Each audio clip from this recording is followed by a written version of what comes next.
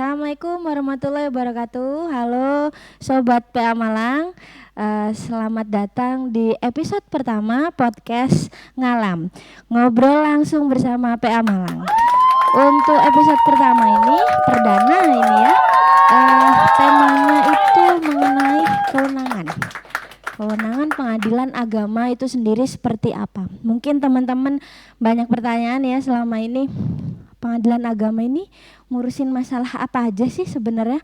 Apa hanya cerai aja atau hanya tentang waris aja? Nah, di sini di sebelah saya sudah hadir Yang Mulia Dr. Andes Haji Zainal Arifin MH. Beliau adalah Wakil Ketua Pengadilan Agama Malang saat ini dan sudah berkenan hadir untuk memberikan pencerahannya gitu ya Pak tentang kewenangan Pengadilan Agama Malang. Assalamualaikum Bapak. Waalaikumsalam warahmatullahi wabarakatuh. Gimana Bapak kabarnya, sehat? Alhamdulillah sehat. Alhamdulillah. Mungkin langsung aja ya Pak ya. Saya itu kalau kumpul sama alumni teman-teman kuliah itu pasti ditanya. Salah satunya tentang update kehidupan tuh ditanya, kerja apa sih? Kerja di mana sekarang?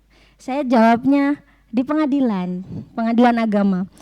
Pasti rata-rata teman-teman saya tuh langsung memberikan stigma, waduh aku gak mau berurusan sama kamu, jangan sampai aku berurusan sama kamu.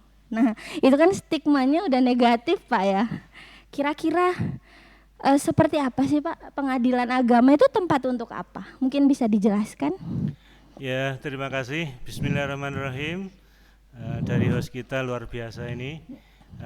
Pengadilan agama memang masih distigmakan seperti itu. Ya, tidak lepas dari sejarah.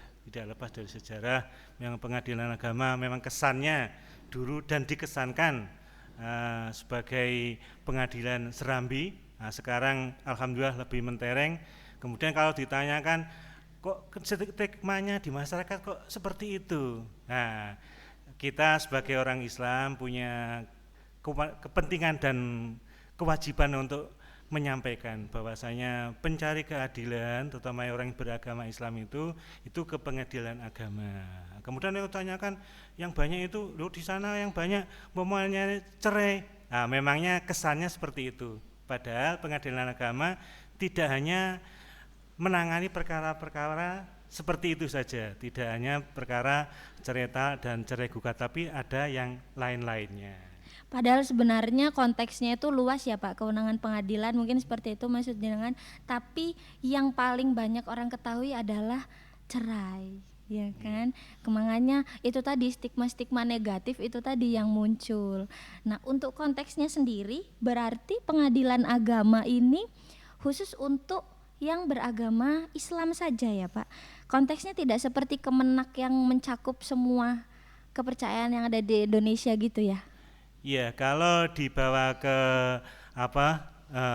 peristilahan bahwasanya pengadilan agama itu memang salah satu pelaku dari kekuasaan kehakiman yang menyelesaikan perkaranya itu berhubungan dengan orang Islam, tapi ada azas di situ, azas personalitas keislaman. Tapi ini nanti mungkin ini pengembangan untuk pembicaraan di hari-hari yang akan datang.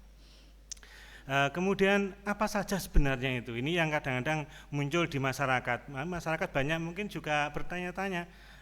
Di sinilah kita ini sebagai orang pengadilan agama itu lebih kokoh keberadaannya setelah ada Undang-Undang 7 tahun 1989. Disitulah ada pasal 49 yang mengatur tentang kewenangan pengadilan agama, dan atas undang-undang itu telah diperbarui 2 kali. Ini mungkin juga masyarakat juga belum familiar atas itu. Lah, yang terakhir tadi itu adalah perubahan atas Undang-Undang 1989 adalah dengan Undang-Undang 50 nomor 50 tahun 2009. Nah, disitulah tambahan-tambahan dari berapa kewenangan pengadilan agama yang ada. Nah, di situ ada terperinci, bisa diperincikan. Yang pertama itu masalah hukum keluarga, hukum kewarisan, hibah, zakat. Ada juga yang terakhir itu yang dikokohkan adalah tentang ekonomi syariah. Nah, dari sinilah ini ada perincian-perincian yang mungkin perlu pembahasan yang lebih panjang lagi di kemudian hari. Nah, untuk sementara ini mungkin kita membahas secara garis besarnya saja untuk kepentingan publikasi ke masyarakat kita, terutama yang sering yang kita tangani di pengadilan agama. Nah, bisa jadi karena di sini nih karena perkembangan teknologi, ada orang yang mengajukan izin poligami. Itu salah satu contohnya juga. Izin poligami ini sepertinya isu yang sensitif ya Bapak ya. Apalagi gitu. Betul. Apa mungkin karena saya perempuan? Oh tidak. Oke. Isunya sensitif, selain karena menarik, sensitif juga sejauh apa pengadilan agama itu memberikan kewenangan atas izin poligami itu? Iya, memang ini sedikit ada sensitifnya karena juga ada pengaruh dari Perma nomor 3 tahun 2017 itu yang mengatur tentang hak perempuan yang berhadapan dengan hukum. Nah, ini disinilah hakim itu dituntut kejeliannya. Nah, jangan sampai mendolimi di antara sesama kaum muslim. Itu tanda petik seperti itu. Dalam sisi kemanusiaan jangan sampai terdolimi di antara salah satu pihak.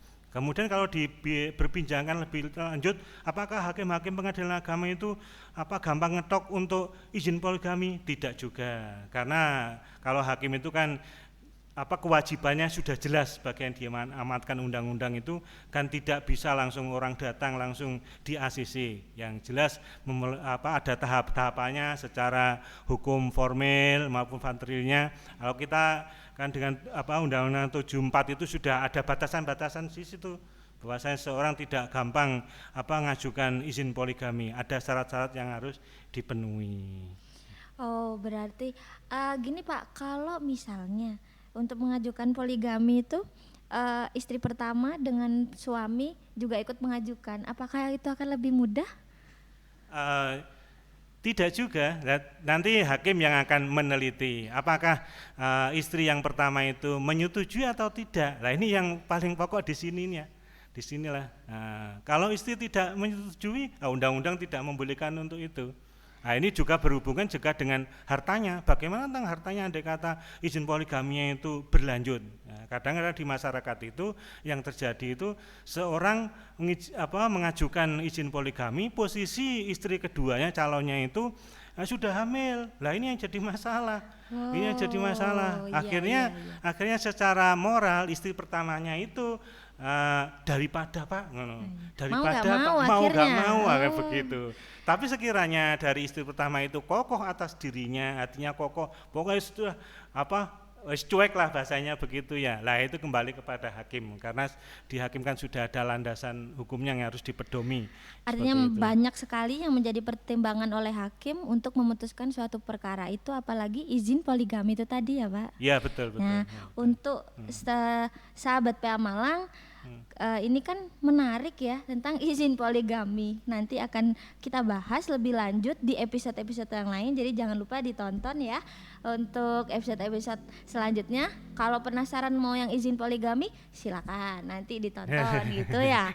Nah, kemudian Pak, ini balik lagi Pak ke pengadilan agama. Itu wewenangnya kalau yang paling banyak nih ya di pengadilan agama Malang khususnya. Itu yang paling banyak kasusnya cerai mungkin ya Pak. Kalau di ranking mungkin seperti itu. Cerai, kalau di ranking dari kewenangan itu yang banyak adalah cerai gugat. Cerai gugat. Artinya kalau cerai gugat artinya yang mengajukan? Yang mengajukan perempuan. Cerai gugat perempuan. Nggak tahu ini fenomena apa di sini ini. Kok hampir rata itu termasuk di Kota Malang ini cerai gugatnya itu banyak. Apakah perempuannya lebih berpendidikan atau bagaimana? Ini belum ada survei untuk itu di Kota Malang ini. Itu bisa jadi Pak, karena kan sekarang kesetaraan itu. Untuk selain cerai ya Pak, apa ada perkara yang lainnya yang menjadi kewenangan dari pengadilan agama itu yang sering diterima di pengadilan agama? Nah, selain dari perceraian itu biasanya ada juga tentang penguasaan anak di sini itu. Penguasaan anak ada juga, wakaf juga ada. Sengketa wakaf itu juga sudah masuk di sini. Nah, ini Sengketa wakaf. sengketa wakaf. Artinya masuk ke ekonomi syariah atau bukan tuh, Oh, Pak? lain. Lain lagi Ekonomi itu syariah ya. lain lagi. Oh. Sengketa yang berhubungan dengan wakaf ini biasanya yang terjadi di masyarakat itu, orang-orang dulu itu kan gampang mewakafkan hartanya dengan niat ikhlas, ya. Oke. Padahal di kemudian hari ini menjadi suatu kasus. Mungkin dulu orang tuanya posisi kaya, ya, terus tidak dipermasalahkan. Kemudian di kemudian hari ternyata ekonominya itu turun. Nah, akhirnya anaknya ini istilahnya lirik-lirik tentang harta. Nah, di sini terus dia akhirnya kenapa kayak Ya, seperti ya, itu ya. akan muncul seperti itu. Kenapa orang tua saya dulu mewakafkan harta yang begini nih. Nah, itu betul, kalau betul. oleh karena ini sebagai juga himbauan, sekiranya orang itu sudah mengikhlaskan diri hartanya diwakafkan, jangan lupa untuk bisa disertifikatkan itu, nanti bisa itu berhubungan dengan Kemenak. Artinya segala sesuatunya kalau masalah wakaf, hibah itu harus dilegalkan gitu ya, Iya, Pak, supaya aman supaya aman kemudian wakafnya, harinya. biar aman di kemudian hari. Tapi Pak, kalau sudah berbentuk legal gitu ya, legal dokumen, apakah masih ada kemungkinan untuk digugat di kemudian harinya? Ya namanya suatu kasus hukum, kita juga nggak bisa Dinamis ya, iya, Pak. dinamis. Namanya Selalu orang itu ada kan perkembangan. kadang-kadang ada persoalan di kemudian hari yang mungkin bisa jadi suratnya istilahnya diselipkan di mana nggak tahu, padahal sudah mempunyai surat sertifikat dan sebagainya. Itu bisa jadi celahnya ya. Dibaiki celahnya. Tapi yang jelas itu seseorang kalau andai kata dia mewakafkan atas hartanya, ya jangan sampai lupa dokumen administrasinya harus dipenuhi. Biar suatu saat ada gugatan tentang harta wakaf, nanti bisalah sebagai penguat itu untuk di kasus peradilannya. Oh iya, Pak. Tadi saya tertarik ke penguasaan anak, Pak. Itu apakah tingkatannya sampai mana ya, Pak? Kalau misalnya pengadilan agama itu, apakah ada eksekusi hak asuh anak? Ya, biasanya yang terjadi itu kalau penguasaan anak itu kan berhubungan dengan hadonah. Nanti biasanya yang terjadi di pengadilan agama itu ngajukan tentang hak asuh anak, itu sebutannya kalau dalam hukum Islam itu namanya hadonah. Nah, hadonah itu memangnya ya bervariatif kasusnya itu. Bisa jadi dulunya dipegang oleh suaminya, posisi suaminya itu miskin. Akhirnya yang istrinya enggak terima, atau sebaliknya dipegang oleh istrinya, kemudian istrinya akhlaknya tidak baik. Dari sinilah bisa diajukan gugatan tentang hadonah itu. Sampai ke tahap eksekusi atau hanya cukup diputuskan oleh pengadilan? Kalau sekiranya perkara itu bisa diselesaikan dengan putusan hakim saya kira nggak sampai ke eksekusinya. Tapi sekiranya putusan hakim tidak dilaksanakan sesuai dengan amarnya, seseorang itu dari para pihak yang tidak menguasai anak, itu bisa mengajukan eksekusi pengadilan agama. Ya sesuai kalau syaratnya dengan syarat tentang eksekusi. Untuk prosedurnya sendiri itu seperti apa, Pak? Apa anak yang diperebutkan hak asuhnya itu termasuk ABH, anak berhadapan dengan hukum, atau bukan?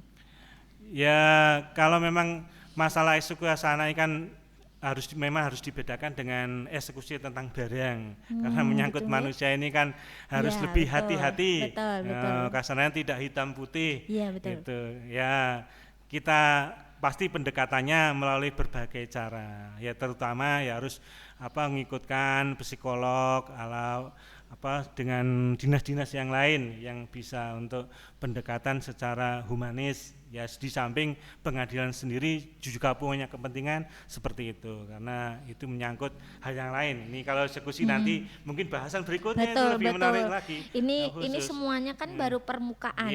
Permukaan aja sudah menarik seperti ini. Nanti kan teman-teman bisa nonton di episode-episode selanjutnya gitu, untuk udah dapet nih yang menarik, eksekusi, kemudian tadi poligami itu kayaknya bab tersendiri ya, Pak. Ini mukodimah, Rasanya kita mukodimah. Betul sekali. Kemudian kewenangannya apa lagi, Pak? Isbat ya, Pak? Iya, Isbat. Sementara seperti itu mungkin untuk perdana ini Nah, tentang gitu. masalah kewenangan. Sebenarnya kan masih banyak, itu kan Banyak ada sekali ya, Pak. 22 poin itu.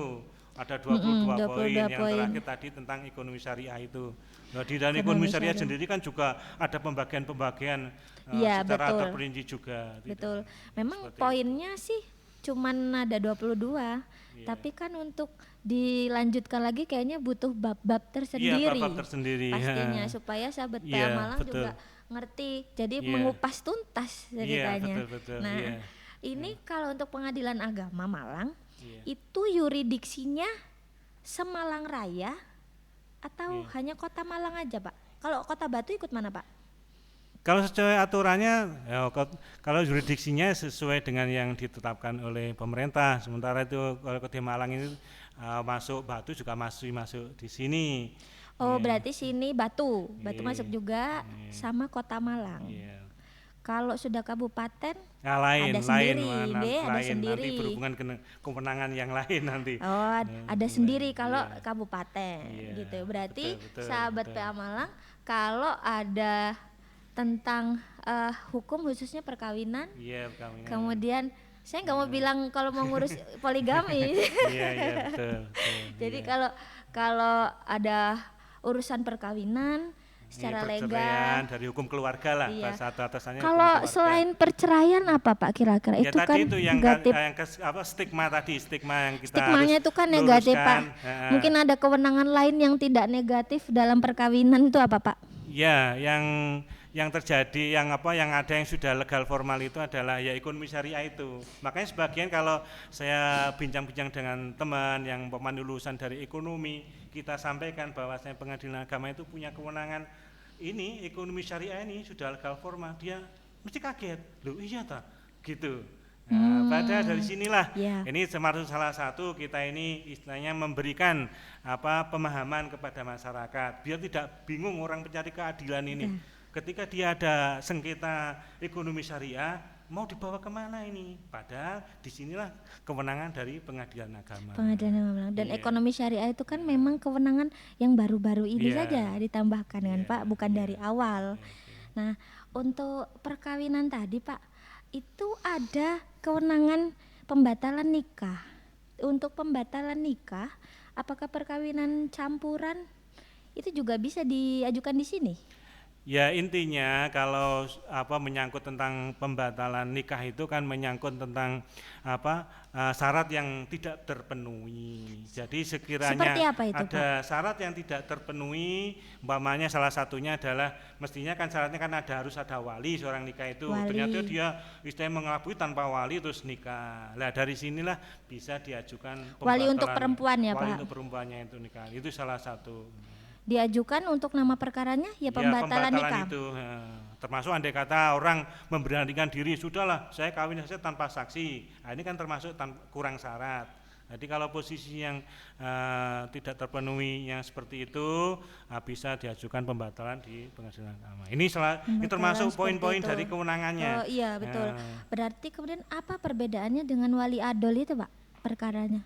Lain kalau Lain lagi ya? lain ini harus Lain memang lagi harus ya? dijelaskan Satu aliran cuma poin-poin, beda ya. lagi penanganannya. Ya, Ya. ya. Kalau adol ini kalau dari sisi gramatikanya itu kan adol itu kan enggan itu ya, enggan. Jadi walinya itu enggan untuk untuk menikahkan. Nah, kalau sekiranya walinya itu enggan, padahal posisi di sini kan dia sebagai pendukung atau rukunnya untuk menikahkannya itu, tapi dia ketika enggan maka di pihaknya anaknya itu bisa mengajukan, ini salah satu contohnya. Walinya tidak merestui. Tidak merestui. Seperti sinetron Pak ya.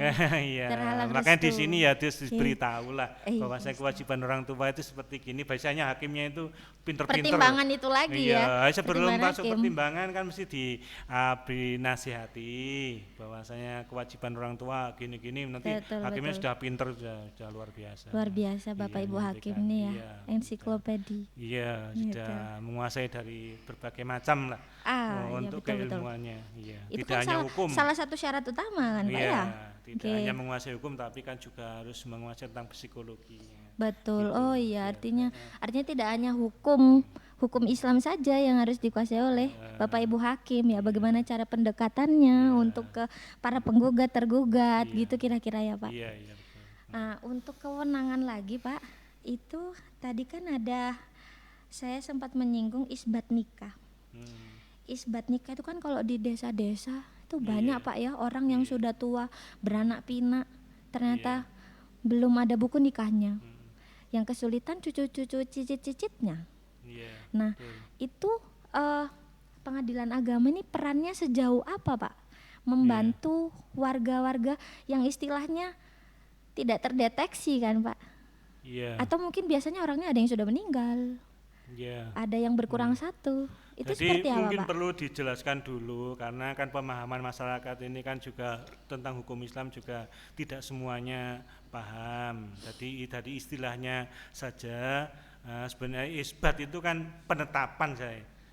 Isbat penetapan, nikah ya nikah. Jadi kenapa kok ada sebutan isbat nikah? Karena dulu dia sudah melaksanakan nikah tapi tidak dicatatkan Belum dilegalkan. Iya, belum legal secara hukum negara. Secara hukum negara. Tapi secara hukum Islam kalau sudah hukum sah. Islamnya ya dianggap sah. Dan ini kan kalau kita ini hidup di Indonesia ini kan harus mengikuti hukum positif Indonesia. Dan tujuannya itu kan untuk kepentingan keluarga itu sendiri, kepentingan anak di kemudian hari. Kadang-kadang itu orang sadar baru kalau sudah mau menyekolahkan anaknya ini. Ya, betul itu, Pak, betul. Baru dia keteteran loh. Kenapa kok butuh ini? Nah, itu. Nah, dia tidak memikirkan dulunya padahal tidak memikirkan juga hal-hal yang lain. Betul. Padahal ini kalau dibawa ke perlindungan perempuan yang berhubungan dengan hukum itu sebenarnya perempuan itu nanti akan terdolimi sebenarnya kalau nikah yang tadi itu yang dianggap nikah siri itu ya. Nah, kan nanti kemudiannya kan akan diisbatkan. Meskipun dari perspektif hukum dan di pengadilan agama ya ada memangnya untuk mengisbatkan seperti itu, tapi pengisbatan ini juga rawan penyelundupan. Oleh karena itu istilahnya ada wanti-wanti lah dari pimpinan kita kalau berhubungan dengan isbat itu harus super hati-hati. Jangan sampai istilahnya ada penyelundupan hukum di dalam hukum itu sendiri ya, ini yang rawan itu. Memang biasanya kalau nggak butuh ya nggak diurus gitu Pak ya. Masyarakat memangnya seperti itu ada kejadian seperti itu.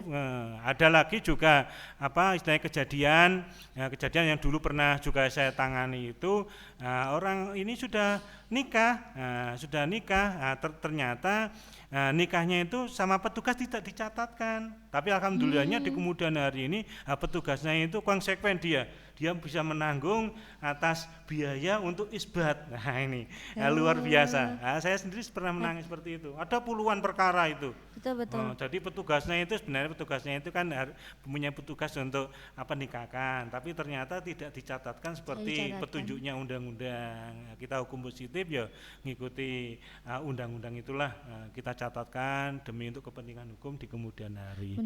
Berarti artinya pengadilan agama ini bisa bekerja sama dengan kecamatan dan kelurahan setempat untuk membantu mendeteksi orang-orang itu tadi. Ya sebenarnya tidak cukup di situ mungkin Mbak. Jadi jauh lagi perannya. Ya perannya mestinya biar untuk membentengi tidak terjadi seperti itu. Ini kan dikhawatirkan kan kemudian hari itu kan ada pendoliman di antara para pihak. Nah kalau Islam ini kan ada kaidah di situ kan la dzaror wala dziror gitu. Jadi artinya kaidah ini.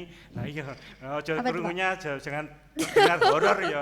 Jangan terdengar horor, ini la dzaror wala dziror. Ini sebagai kaidah dari usul fiqh, artinya bahwasanya seorang itu tidak boleh mendoroti orang lain, memudoroti atau mendolimi, dan tidak boleh juga orang itu didolimi oleh orang lain. Nah inilah kaidah-kaidah seperti inilah seorang itu harus membentengi dirinya. Maka tidak cukup dari kecamatan atau tapi untuk pembinaan agama dan penyuluhan hukum itu penting. Dan alhamdulillah di Kodia Malang ini juga rutin mengadakan penyuluhan seperti itu, hanya karena ini musim pandemi, ya, betul, di mana-mana itu di cancel ininya ya kegiatan di Iya, cancel. mengurangi kerumunan. Ya, Kayak bahasanya gitu. seperti itu. Betul. Memangnya kita mengikuti juga dari. Nah, betul. Nah, penyuluhan seperti inilah penting biar tidak ada orang itu yang terugikan dari salah satu, terutama ada perempuan itu Sensitif dan lagi ya anak-anaknya.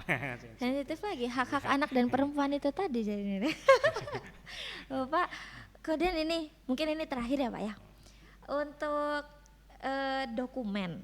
dokumen kan pengadilan agama juga turut andil dalam menertibkan dokumen-dokumen legal kenegaraan seperti